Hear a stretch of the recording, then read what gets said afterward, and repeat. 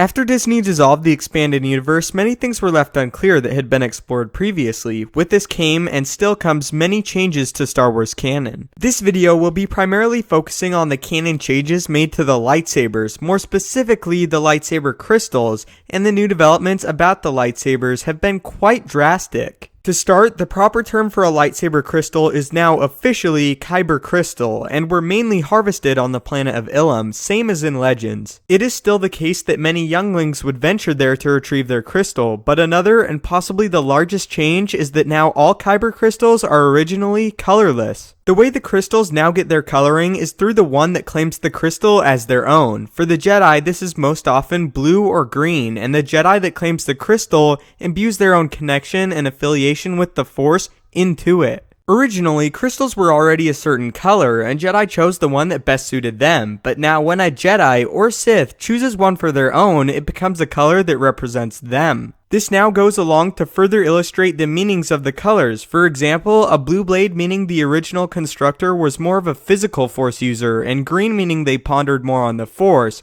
rather than use it in more combative ways. Although purple lightsabers currently have no canon meaning, we can fairly accurately deduce they represent a Force user who walks the line between light and dark, since the color is a mixture of red and blue. Ahsoka is also an example of a unique lightsaber color that fits. Ahsoka is not a Jedi Knight, however, she is still very much a light side user and is very pure as a result. Because of this, her blades are white, indicating she is no longer a Jedi, but is not sinister like a Sith. Also in canon, once a lightsaber crystal has its color, that remains, an example being Luke and his father's lightsaber. Although Luke was more in tune with the spiritual side of the Force when he used his father's weapon, it remained blue, but when he finally constructed his own, it switched the color to green. A more drastic example is when Anakin turned to the dark side. Because Anakin previously constructed the weapon and imbued it with his nature at the time, the weapon was blue, but as the dark corrupted him, the color remained until as Darth Vader, he then constructed a new weapon. This leads me into the next really big canon change, that red lightsabers no longer contain synthetic crystals and are naturally made as well. Same with the user imbuing their allegiance into the weapon, the wielders of the dark side now almost 100% of the time possess a crimson blade. I always liked the Legends explanation that there were red crystals out there, but they were very rare, and that the Sith eventually made synthetic ones, so they wouldn't be constantly bumping into the Jedi to get their crystals.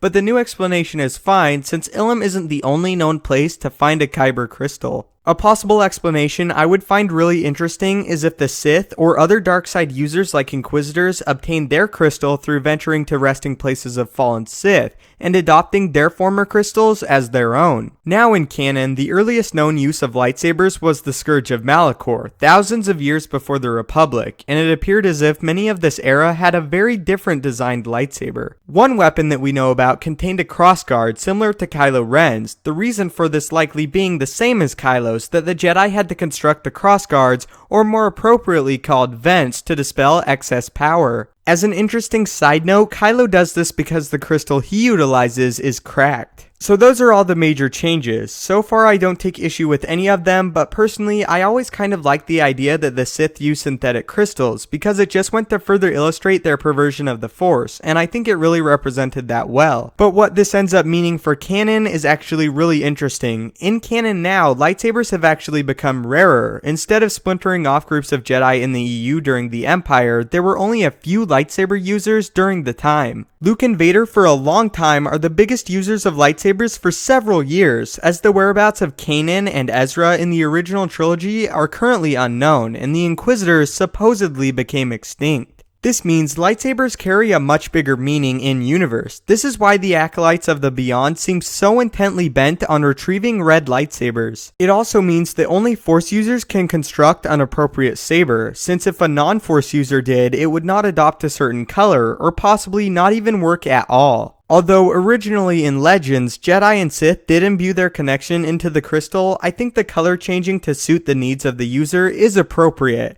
and adds more of a visual connection to their own personal weapon. It also means we can now see the progression of characters through their lightsaber color, with a recent example being Ezra's blade being green, while formerly blue, presuming he constructed it with a new crystal. Another little interesting tidbit is it has allowed us to more accurately guess the lightsaber color of a potential Force user and what color they will adopt. So let's hear it below. Based off of the updates, what lightsaber color do you think Rey will potentially use? Overall, I don't mind the changes, and I like the idea that once the crystal has a color, it sticks to it no matter what. And the idea that a specific constructor now has a more personalized weapon while still being able to use others is cool. I especially like what this does for Luke, as he had a strong connection with his father's lightsaber, but when he constructed his own, it became green, highlighting the differences between father and son. So how do you feel about these canon changes? Do you take issue, or do you not mind that the weapon has been ever slightly altered?